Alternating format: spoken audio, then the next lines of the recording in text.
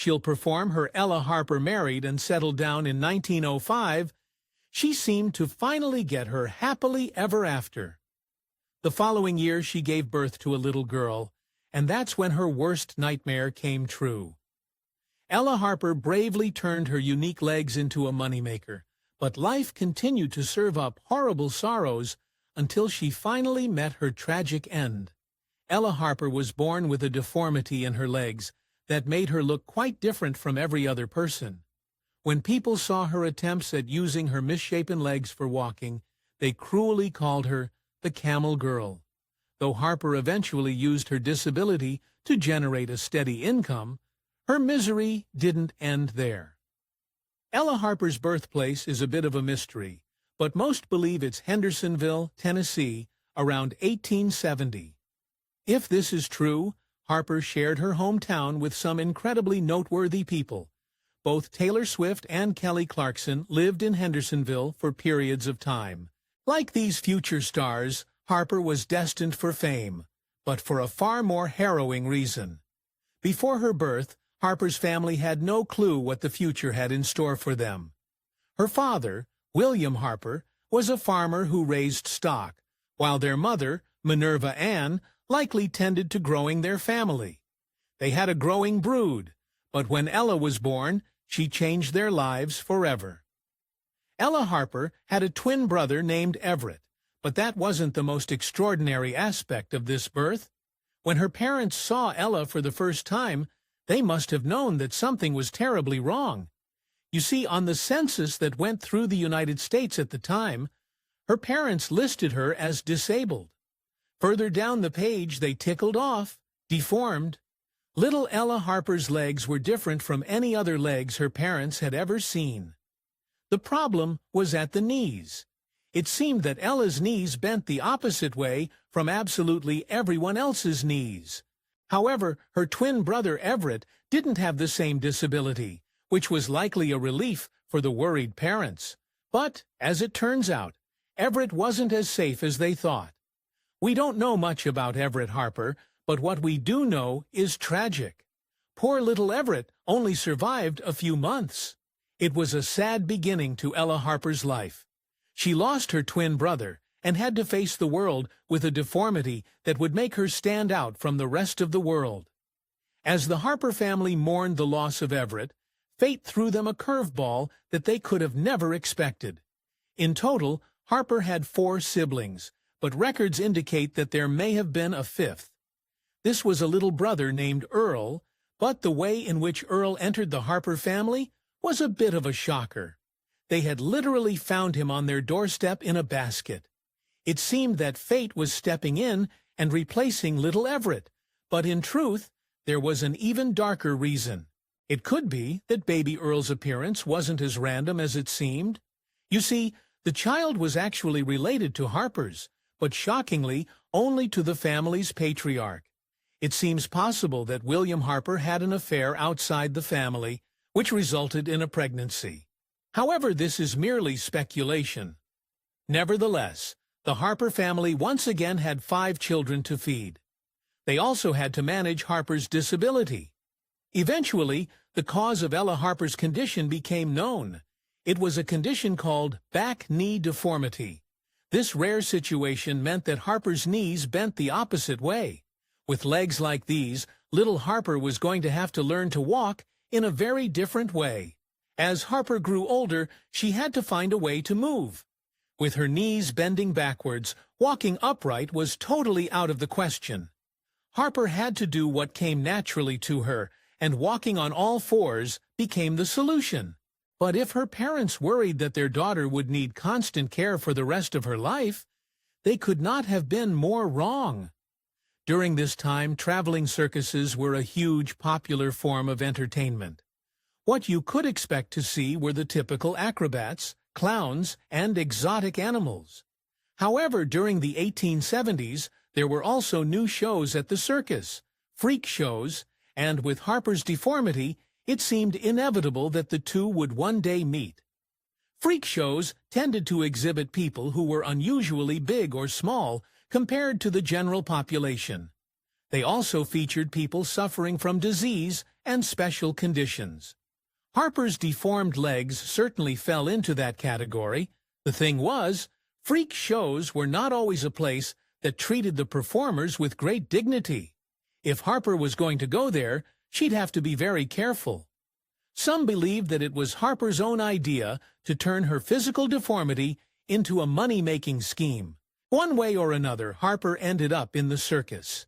She made her premiere in October of 1882, and her first show was Renewerlands in St. Louis. Word got around, and many people were suddenly desperate to see the girl with the extraordinary knees. However, Harper was only 12 years old, and working in this business was a dehumanizing and often dangerous endeavor. You see, back in the 1860s, something called the ugly laws came into play. The laws prohibited diseased, maimed, mutilated, or in any way deformed people from showing themselves in public. As you can imagine, this made it almost impossible for these folks to find work and make a living. However, they were allowed to appear in exhibitions, but exhibiting one's body was never going to be an easy feat. For many people like Ella Harper, performing in freak shows was their only way of earning money. While some enjoyed successful careers and built their fortunes, others were disturbingly exploited and paid very little. Even some of the bigger headliners suffered from the sheer amount of work their employers pushed them into. The performing schedules of sideshow performers were pretty brutal. Reportedly, they had to put on 10-15 shows a day on average, and it was quite common for them to only receive a low percentage of their total earnings. This was the unfortunate reality that Harper's future promised. For the next few years, Harper made a name for herself in the freak show circuit. The problem was that these shows were small-time endeavors. What Harper needed was a step up. She needed to hit the big time. Well, she was about to receive an invitation that would change her life forever. In 1886, when Harper was 16 years old, she received an invitation. This was not to a party or to a dance. It was to join the nickel plate circus. This was one of the best shows, and posters called it unapproachable, incomparable, and colossal above all others. This was clearly a brand new stage for Harper, and it would hopefully improve her situation. Well, getting a big break doesn't always equate to getting respect. The man behind Nickel Plate Circus was W.H. Harris, and he wanted a way to help audiences understand Harper's unique look. To do this, he came up with an idea for a partnership. Sadly, Harris's plan would do very little to help with Harper's self-esteem. In fact, it would make it much worse. The partner that Harris found for Harper was not another performer. It was a camel. Harris's rationale was that the camel's legs were the best representation of the way Harper's own legs worked. While putting Harper on stage with an animal was degrading, it earned her a nickname that would define her legacy. Soon, everyone was calling Harper the Camel Girl, but it didn't stop with a nickname. People started to believe she was actually half camel and half human. Publicity advertisements said that she had a beautiful face, and that connected to this face were the body and limbs of a camel. The public became desperate for any information about Harper, and one advertisement went too far. One ad for the circus asked the cheeky question, "Is she a girl or a camel?" This was nothing new, but then the ad went on to list Harper's salary, which they grossly exaggerated. With audiences spending their money to gawk at her, she began to face the scrutiny of the media. Around this time, newspapers started printing reviews about the traveling circuses. One reviewer chose to focus his article on Harper. This reviewer cruelly called her a freak of nature, while today, such name-calling would be totally unacceptable. Back then, these words didn't seem to bother anyone. We can only imagine how Harper felt when she read the review. Even with such horrible things written about her, Harper was still at the top of her game. The images of Harper and her camel legs became hugely popular. Harris began using her for most of the show's promotional material, and she became the star of the Nickel Plate Circus. As it turned out, Audiences didn't just want to gawk at her. They wanted to understand what had happened to her. Some say that there's no such thing as bad publicity. Well, for Harper, that wasn't always true. As she traveled from city to city, newspapers began reporting on her. The press went so far as to give her the most backhanded compliment imaginable, the most wonderful freak of nature since the creation of the world. Harper had a lot to live up to, and there was bound to be some disappointment. One spectator who decided to part with his money and get a look at the Camel Girl found the experience to be less than authentic. This reviewer said that the Camel Girl was a phony. He actually got it right when he called Harper a girl with a pleasant face who just happened to have knees that turned backward. In spite of a few disappointed fans, Harper was actually living the high life. While working for Harris, Harper managed to rake in a pretty good salary. Her actual earnings were approximately $200 per week. In today's dollars, that would be an astounding $5,000 per week. Not bad for a teenager. Now, Harper had to think about what she was going to do with all that money. Harper did have a plan. She wanted to eventually quit the circus and use her money to get an education. Along with the tickets people bought, they also received a pitch card. These cards outlined Harper's stage name and special condition, but also included another very important piece of information that she wanted to quit the circus and continue her studies. As it turned out, Harper got out at just the right time.